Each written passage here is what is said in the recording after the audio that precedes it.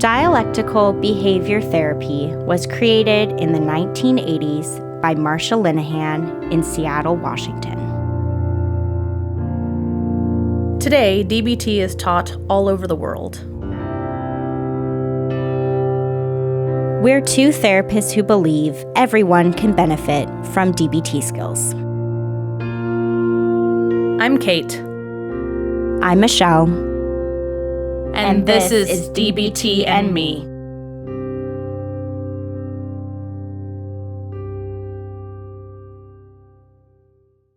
Hello, everyone. Hi, everybody. Welcome to Q&A number 60. A milestone. Because we're on a base 10 number system. Woohoo! It feels important for some reason. I know. Well, 60 is fun. I mean, the whole thing is just bonkers. I'm going to lose my mind when we reach 1 million downloads.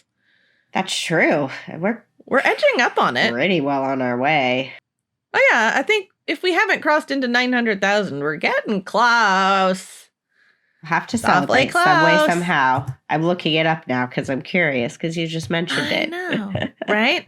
Anyway, I just remember I still can't get over how giddy we were when we saw the first 100. And so I will always remember that every time I see all these other preposterously amazing numbers. I'm like, I remember when we were excited that 100 people had downloaded us. That is true. Yeah, we are up to 767,000 downloads. Nice. So we're getting there. Pretty cool. Right? It's pretty cool. Thank you, guys. You make us feel more important than we think we are. Yeah, no kidding. And, while we're talking about things that make us feel more important than we are, I know we don't traditionally do self-promotion at the beginning, but I just want to say thanks to the people who have done more book reviews. They make us very happy. Yeah, we have gotten a few more recently. Thank you for reviewing the book.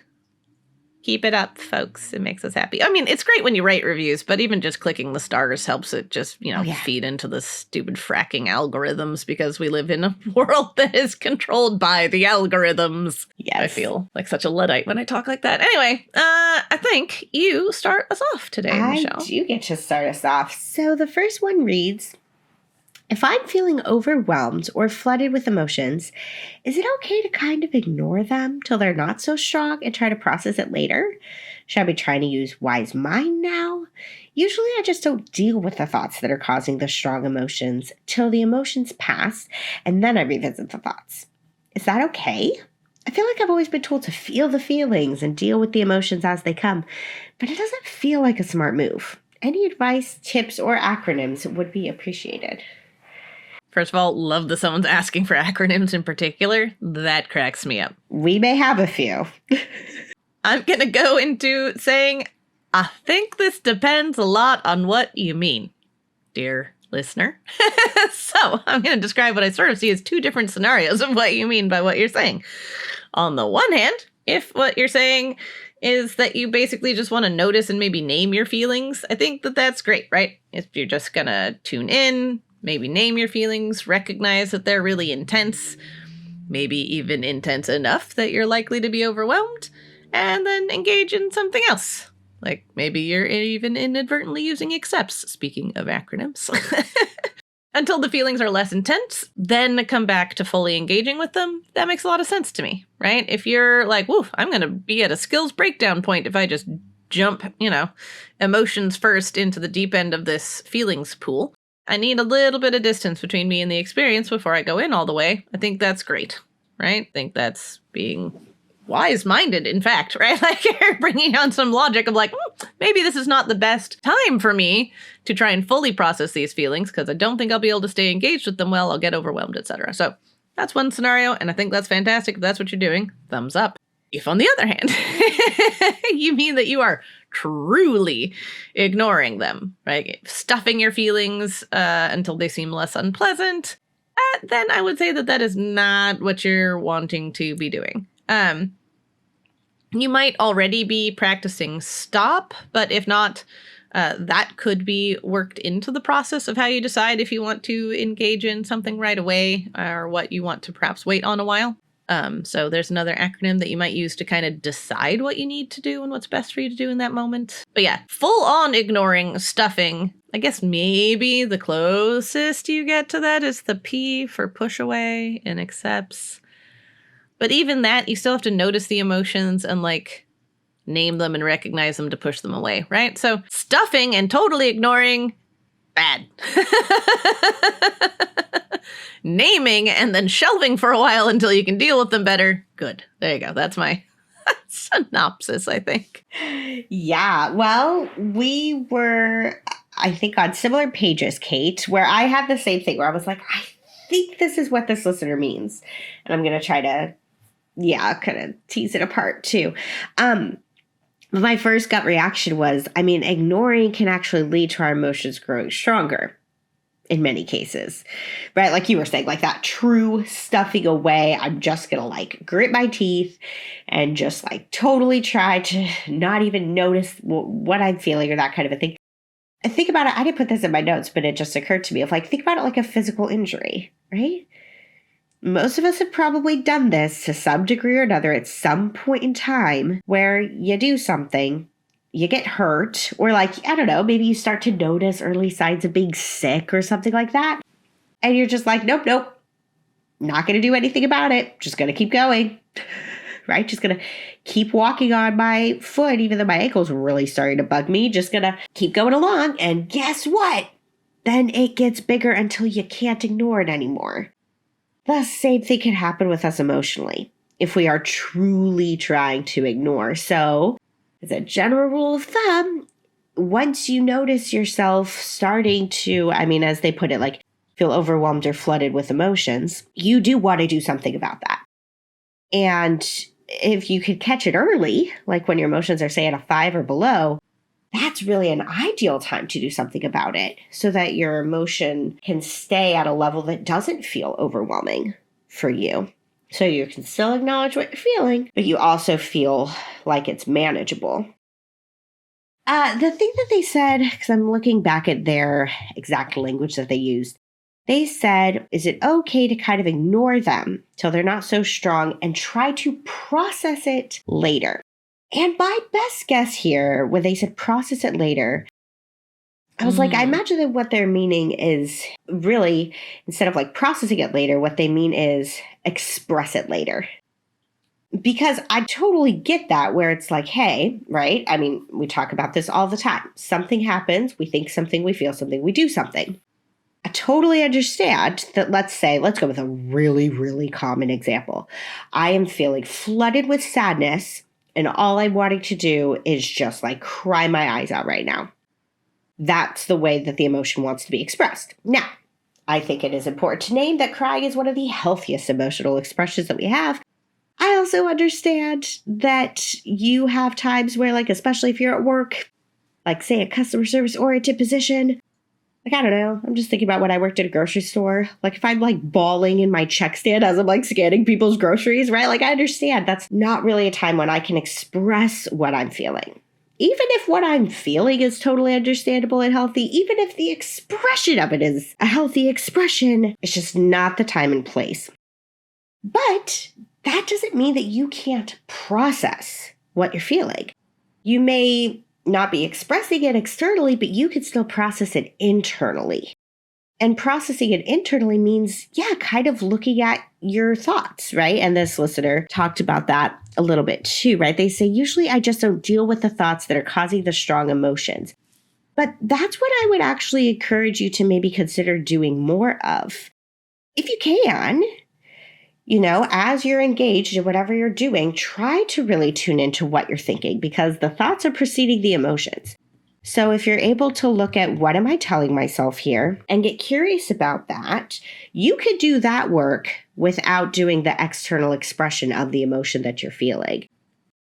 So I get it. Expressing externally does often need to be put on hold, but I don't think processing internally does. I think that we can access some degree of internal processing at all times, even if we're like, ooh, I need to really be mindful of how this emotion is coming out at this exact moment. With their question about wise mind, because they said, should I be trying to use wise mind? I mean, my initial response was like, yeah, wise mind always is great. We love wise mind. If you can find ways to access your wise mind, that's absolutely in line with what I'm talking about doing that internal processing on your own that nobody's going to see, nobody's going to know that you're doing. But yes, if you could get into your wise mind, that's fantastic and can really help with bringing down emotional flooding because you're probably going to be bringing in a little more reason mind. And that's amazing. So yes, absolutely see if you can access your wise mind. But yeah, that's what I was kind of thinking they were getting at. I'm like, I feel like what they're saying is I don't want to express the emotion. So I just put that on hold. And I'm like, yes, you probably do need to put that on hold, but you can still process internally. We don't want you to completely suppress and ignore what you're feeling. We don't want that. All right. On to the next one. Yeah, let's do it. All right. This one says, hi, all. Is it okay to use distress tolerance skills on a daily basis? I wasn't clear on it as my past DBT group leader said distress tolerance needs to be followed up by emotion regulation skills and aren't long-term. It stresses me out because I need distress tolerance multiple times a day, and I hope that's okay. Oh, I mean, I'm like, yeah, use distress tolerance skills on a daily basis, right? Same thing with the last listener. Should I be using my wise mind? Yes. Should I be using distress tolerance skills every day? Yes, that's what I think. There is kind of, I would say, this idea behind distress tolerance within the DBT world, where it's like, yes, distress tolerance skills were designed for crises. They were, right? In the sense of like, if we just look at the origins of DBT in general, DBT was designed for people who were struggling with self-harm and again, like quote unquote, kind of like more extreme problem behaviors. And so, yeah, there can maybe be this idea that still persists in the DBT community that's like, yeah, this is what distress tolerance is here for. It's not here for like, if you had a hard day at work or, I don't know, if your kid's throwing a tantrum, like they do every day or that kind of a thing. But I could not disagree more with that perspective, to be honest with you. I think we need to use distress tolerance for the day-to-day things so that when life really throws us a curveball, we are, better prepared to draw on that skill set that we've been nurturing and using all of that time. But I'll try to give your DBT group leader, like the benefit of the doubt, or like, I don't know. This is my best guess at maybe why they would have said what they said about why distress tolerance needs to be followed up with emotion regulation. And I think that's because sometimes when we use distress tolerance skills, then it can make it easier, I think, to use emotion regulation. Like if you are facing a really stressful, overwhelming situation in your life, to me, like I think about some of the typical emotion regulation skills of like check the facts and opposite action, like good luck just using those. Probably not, right? Like it's going to be really hard to access that skill set if you have not maybe already done some of the distress tolerance stuff like accepts or improve or self-soothing, or even if it's a tough one, working on radical acceptance. Then all of that can maybe help bring you to a place where it's easier to regulate your emotions. I do think that distress tolerance skills can be used as a stepping stone. I don't think that it's like, well, every time I use distress tolerance, I have to use emotion regulation right after. No, you don't, but it may help to follow up with emotion regulation after distress tolerance, to be honest, rather than the other way around. I could see that perspective, perhaps. But no, listener, in general, good on you for leaning into your skills so often and finding situations to use them in and not just waiting until your life is falling apart to be like, okay, now I need to pull out distress tolerance. Yes, use them as much as you like. That's what I think. Yeah, no, I agree. I think it makes perfect sense to need and use distress tolerance every day. Similarly, I don't know, I echo pretty much exactly everything you said, Michelle. I maybe had a slightly different idea of exactly what the teacher was coming from, but a similar thought, like that maybe what they were really trying to say is you can't do distress tolerance necessarily 24/7, right? Like there needs to be space for other skills. And more specifically, if you look at I would say, like, high-level use cases for distress tolerance versus emotion regulation, I tend to think of distress tolerance as being for situations you don't have control over, right? Or that you can't influence, right? And if we're, quote unquote, just doing distress tolerance, that's like having too much of an external locus of control, right? That's like nothing in my life is something I can control or I can influence or I have, can do anything about. And that's not a healthy perspective, right? Some of the stuff, sometimes our feelings are going to be the thing that needs to change and not just tolerating the difficult feelings that are appropriate to the situation. So I suspect your teacher was meaning that there needs to be recognition that both things are present, right? There are situations that are more appropriately addressed by emotion regulation, either as a sequence, like Michelle was talking about, doing some distress tolerance to get your emotions down to a place where you can use some more emotion regulation, or just instead of, right? Sometimes you don't need to tolerate your emotion to this distressing event because you need to check the facts and realize that the event is perhaps not so distressing. Right? And that's the direction to be going instead of distress tolerance. So I don't know that it's about not using them daily so much as not using them exclusively. Would be sort of the way I took that one. Yeah, I like a lot of what you said there. I think that makes very good sense. Okay, next one says, I am having trouble with the idea that everyone is doing the best they can. I find this invalidating because I feel there are many people out there who have malicious intentions and aren't doing their best at all. I love that someone gave voice to this. Oh yeah, I was like, this is a big thing to address, and I'm glad that someone is talking about it because people do periodically, but yeah, it needs to be addressed. Yep. I mean, and I don't know, it's probably the thing that I get the most pushback against on night one of DBT most consistently is this skills training assumption, right? That everyone is doing the best they can at any given moment. The way that I reconcile this is by looking at myself. I don't like admitting it. It's not a thing about which I am terribly comfortable. But on a handful of occasions in my life, I have, in point of fact, acted maliciously.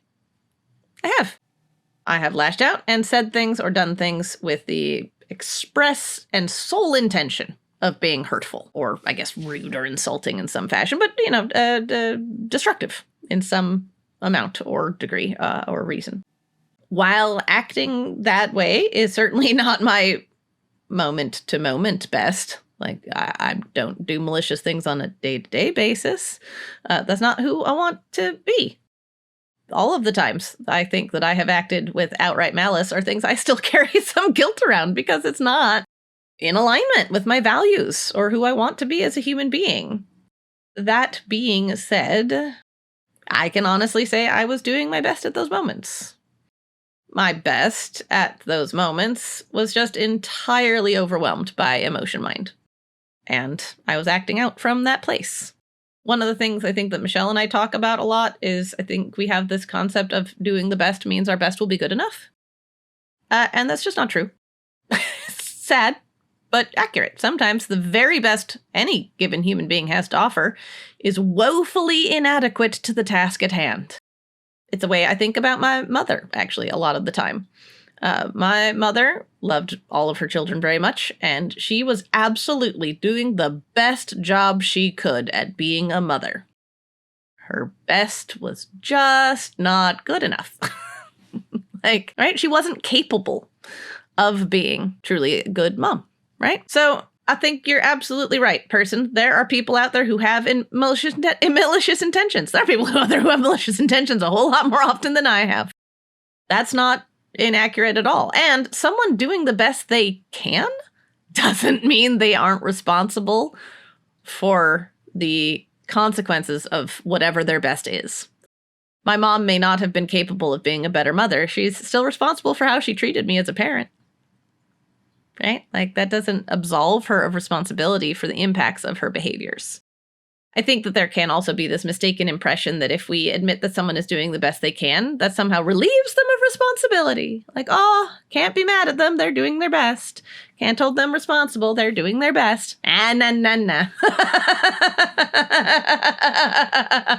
Maybe someone's best is fucked. That's possible. That is an absolutely possible equation. So I suspect that we're both saying a lot of the same stuff a lot today, Michelle, but that's, I don't know, when I have a hard time thinking about it, I think about myself at my worst, because at my absolute worst was absolutely my best at that moment. Generally, when I'm at my worst are also my worst moments. So not a lot going for me then. So that's how I help reconcile it for myself. Yeah. I have a way that I reconcile it for myself too. Because this is a really tough one to fully wrap our heads around and to accept that part of the equation. I mean, I think it is important to follow up with. In case people don't know who are listening to this, the full thing that DBT says is everyone is doing the best they can and they can do better. Right? So that's the full thing. But if we do just focus on this part of the equation, yes, this part of the equation is challenging to really come around to. But the way that I think about it for myself is that I will just remind myself that everyone has a story that I don't know. Everybody. So I can look at another human being, or I can see the things they're doing or hear about the things they've done. And again, especially when they are terrible, terrible, terrible things. The thing that I just tell myself is there's a lot that I don't know. Because that's true. There's a lot that I don't know about that person, about their life, about what they've experienced. As Kate was saying, and I'll actually probably wind up repeating it, I imagine again, as I'm responding to this. It doesn't make the thing they're doing okay. Right? It doesn't give them a pass. All of that. They absolutely still need to face the consequences of their actions.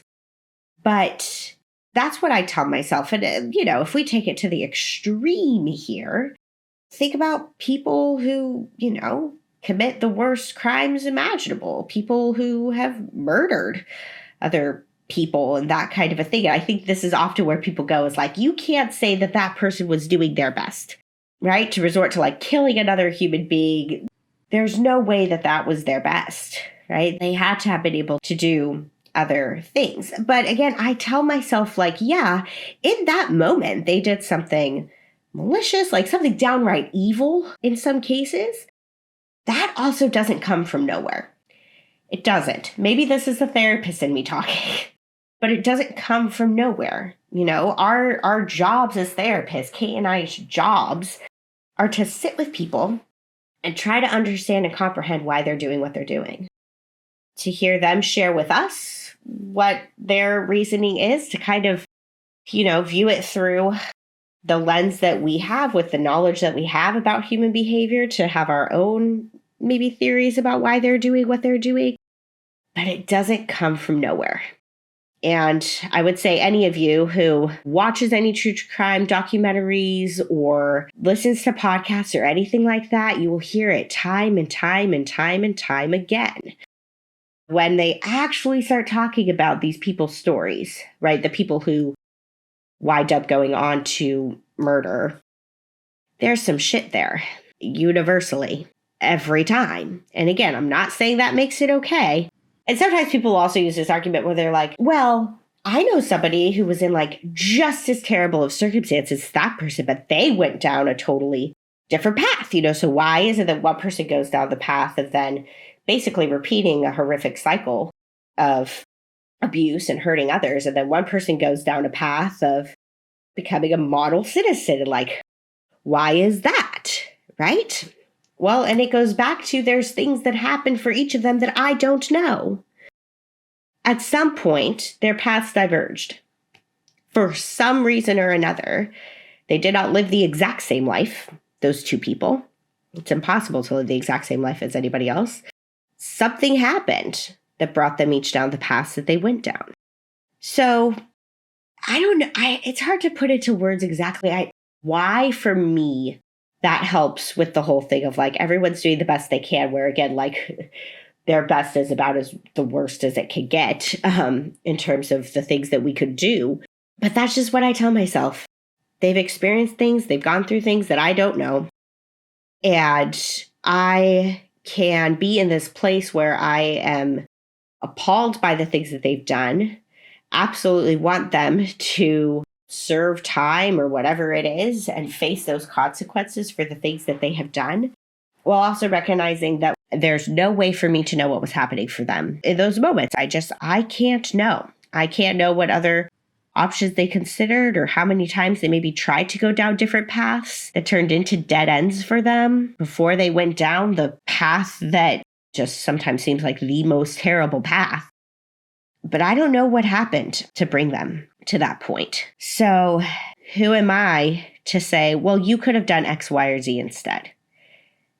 I think it's really easy to want to get to that place because we can see it, right? Like we can see better alternatives, but that doesn't mean that they saw better alternatives for themselves at that time. So I don't know if any of that is helpful, but that's just what comes up for me with I know it's a this tough thing. dilemma. It's like a lot of philosophizing, It really is. Yeah. All right, last one. Short question. Yeah, it is. All right, this one just says, any advice for dealing with a loved one who's prone to willfulness? Oh, good question. I'll be honest. I love my husband. He can be willful at times, but I can probably, if I'm being really honest, I could probably say that about most people in my life, right? I can say that about myself. I think we are all prone to willfulness at times. It just happens. We have days where we're more willful, days where we're less willful. It's all a spectrum.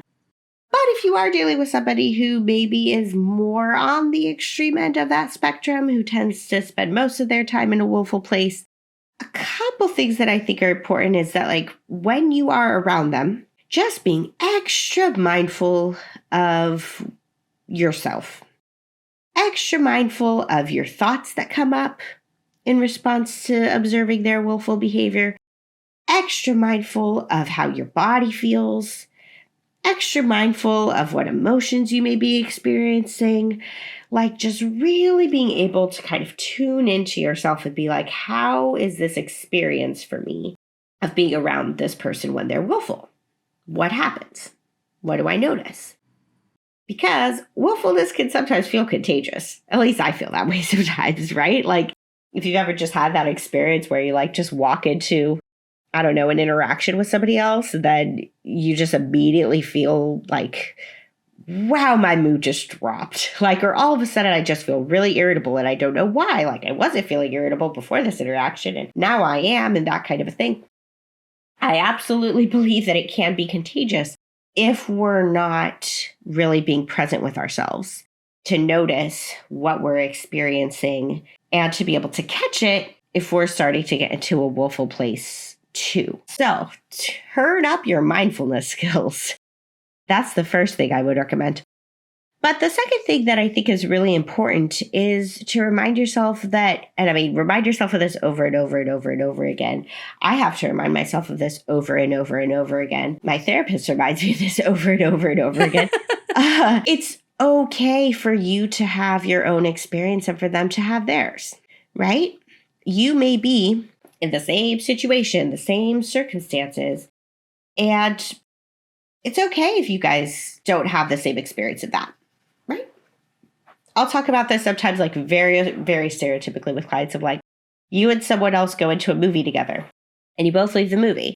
And one of you, like, let's say you, loved the movie. You thought it was great, really enjoyed it. And then the person you saw the movie with, they were just like, God, I thought it was terrible. I hated it. Who's right? And who's wrong? Like, yes. Chances are both of you are right. There were probably some great things about the movie, probably some things that were pretty crappy about the movie. Like, because no film is perfect. Nothing in life is perfect. But it just depends on, whether you're going to view that glass as half full or half empty. And I think our society really praises those who are more able to see the glass as half full. That's the goal, right? You want to be that person. You want to be the glass half full person. And so therefore, when we see people viewing the glass as half empty, it's really easy to kind of want to condemn them or to be like, they are the problem. They need to change, right? They need to be less willful and all of that. Sure, there may be some positive benefits for them psychologically if they were to change their point of view. But also, it's not your job to change their point of view. They get to feel however they're going to feel about whatever experience they're having. And you get to feel however you're going to feel about the experience you're having. And so there isn't necessarily a right or wrong if the two of you are just like having very different experiences of the same event. If that's what's happening, and just to remind yourself, they get to live their life and they get to view this how they're going to view it. And It's not up to me to try to like change them or convince them that like, chin up. This is a good thing. Or like, really? You didn't like the movie? You didn't like this? You didn't like that? No, just let their experience be what it is. So at the end of the day, they have to live their life however they're going to live it. And then you could just better focus on living your life how you want to live it. So yeah, be mindful. That's number one. Number two, remind yourself that it's okay for you to have a different experience from them and for them to have a different experience from you. I like it. My first thought was a little bit more, interpersonal, which is to say it might not be worthwhile at all because this might not be someone who knows the term willfulness or is someone who can tolerate having their own behaviors reflected back to them or anything else. But if it's someone in your world who you trust to be able to hear about themselves, for lack of a better way of putting it, especially if they have a sense of humor around it, right? You might be able to gently and or jokingly point out, right? If they're getting super willful again. For me, if I were the person being willful, like you might be able to be like, it's inner toddler clock, is it? Right? Like something like that, right? Like, sullen teenager went out in 1999, didn't it? What's happening here? Right? Like, because I deal well with things portrayed with humor, right? But know your audience. Many people would not take that kindly. So if it's someone who knows what you're talking about and or can tolerate hearing it, it might be something to gently point out. That being said, your mileage may vary, and keep in mind who the person is and how they like to hear things, which may be not at all. So if someone that you cannot really talk to about their behavior or how it impacts you, etc., then I echo pretty much everything Michelle said, right? I love the mindfulness and the reminder that you have your own experience. I might add specifically like being mindful of your own emotion, like so mindfulness of emotion / wise mind as a way to help hold on to what your experience is that's separate from theirs. So just like doubling down on Michelle's mindfulness / separation of experience idea, putting those things together. Possibly stop could be a good one if you need a moment to not be reactive to the person's willfulness. If, for instance, the way that they are willful perhaps pushes buttons for you, stop might give you a moment to decide how you want to respond to it. And even longer term, if this is somebody that you know is consistently willful, that this is just a problem most times you're around this person, you might try effective rethinking and peri-relaxation. I can never get over how long the name of that skill is. Anyway, you might try that one or cope ahead. Right? So this might be something where you imagine yourself being mindful and reminding yourself that you have your own experience before you go into the circumstance where you're going to be putting that to the test. This is someone that you can expect to need to do that around. Yeah. Yeah, great. I like those last couple ideas there about preparing in advance. Yeah. Okay. Well, that brings us to the end of Q&A 60. 60. Woohoo. Bum-ba-da-bum. All right, so if you have questions for us, you can either post them in our Facebook group if you're a member there. If you're not a member of the Facebook group, head on over and join. Just search for DBT Me Podcast when you're logged into Facebook and you'll find us. Or you can shoot us an email, dbtmepodcast@gmail.com, and we would love to hear from you. We got some good questions answered this time around, yeah. I feel like. I like it. Even if some of them were really short, they packed a lot of punch, so... Yeah. All right. Well, thanks, everybody. We'll see you next time. Thanks, everyone. See you next time. To learn more about us and the DBT skills we're teaching each week, join our Facebook group. Simply log in to your Facebook profile and search for DBT and Me Podcast.